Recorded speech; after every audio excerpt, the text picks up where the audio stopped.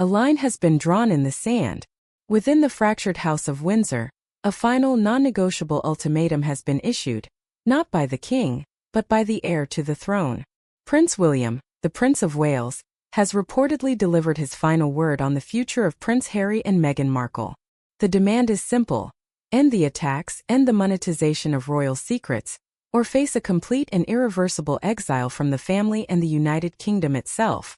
This move comes in direct defiance of his own father, King Charles, whose heartfelt plea for peace amidst his own health crisis has been tragically overruled. The stage is now set for the final chapter in the Windsor Civil War.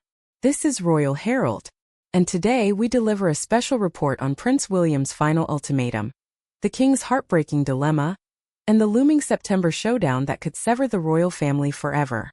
Before we break down this unprecedented royal crisis, we ask for a moment of your time.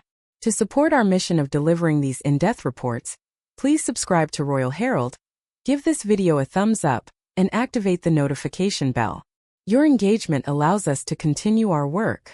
The heart of this crisis lies in Prince William's unwavering conviction that Prince Harry and Meghan Markle represent an existential threat to the monarchy. According to sources with intimate knowledge of the Prince of Wales's circle, he has reached his breaking point. He no longer sees his brother's actions as naive mistakes, but as a calculated, premeditated strategy to profit from their royal connections by selling family secrets. The ultimatum, delivered through intermediaries, was reportedly crystal clear. A source with first-hand knowledge stated the message was this: end the leaks, the books, the interviews. End the endless stream of negativity. Cease any and all activities that damage this family and this institution. If you do not, the door will be closed permanently. No more financial support, no more informal olive branches, and no pathway back to the UK in any capacity. It is, for all intents and purposes, a declaration of perpetual exile. This is not a sudden outburst. It is the culmination of years of escalating betrayals. William, once Harry's closest ally, has watched in horror as the Sussexes launched a series of high-profile attacks on the family.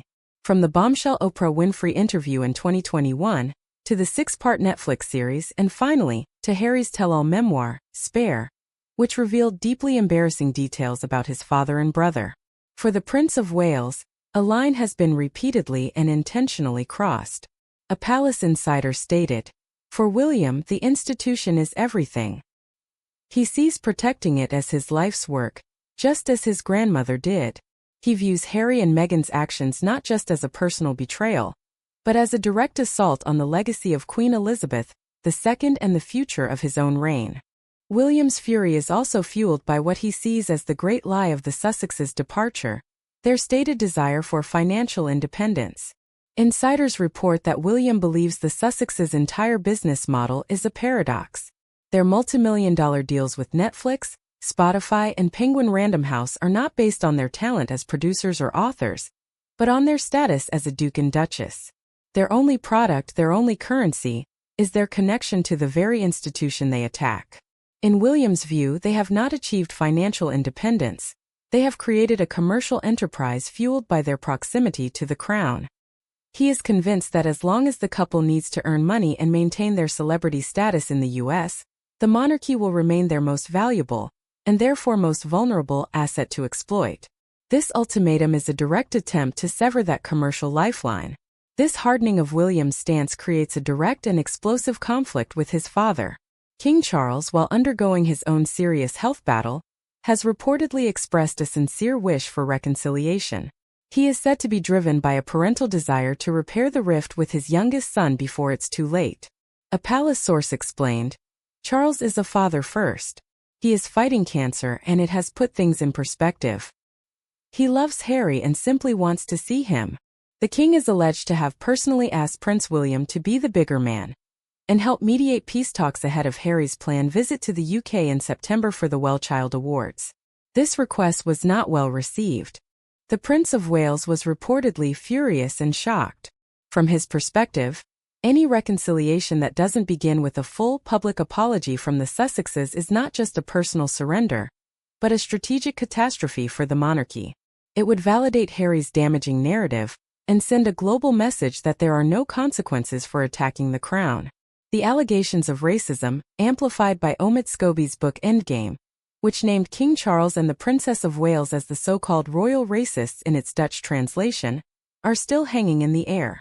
For William, seeing his wife dragged into this while she was privately facing her own major health concerns was a terrible betrayal he is unlikely to forgive.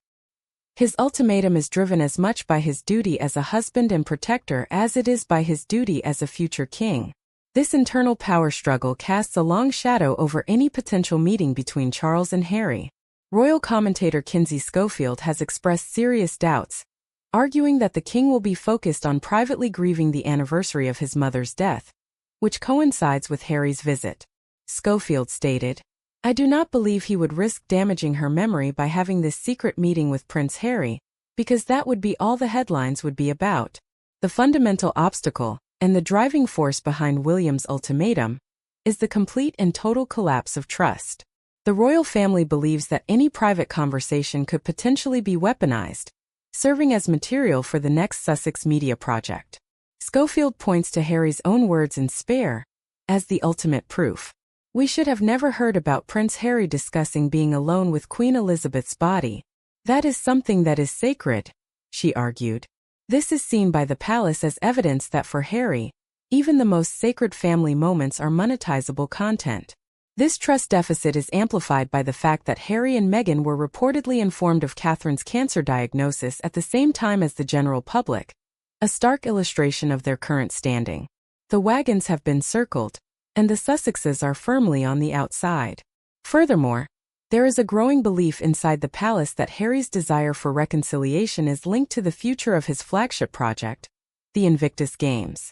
The next games are scheduled for 2027, and some insiders suggest Harry is aware that the absence of the royal family at the event would be a significant blow to its prestige and media appeal. Allegations of management conflicts within the charity have already surfaced, and a royal snub would only amplify those concerns. For William, any attempt by Harry to use a family reconciliation as a tool to bolster his own charitable brand would be seen as the ultimate cynical maneuver. As September approaches, the House of Windsor is in a state of suspended animation. Prince William has made his move. He has issued the terms of surrender, a complete cessation of all attacks, in exchange for the possibility of a future, distant relationship. Anything less will trigger a permanent royal exile. The king is caught between his yearning for family peace and his heir's cold, hard logic.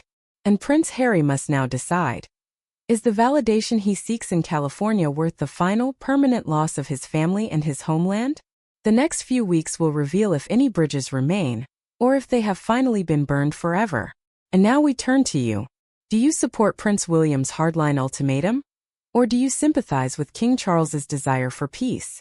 Share your insights and opinions in the comments section below. Your perspectives truly enrich our discussions. And if you appreciate this in-depth royal analysis, please like this video, subscribe to our channel for more royal updates, and join us next time as we continue to explore the captivating world of the British royal family. Thank you for watching, and we look forward to seeing you again.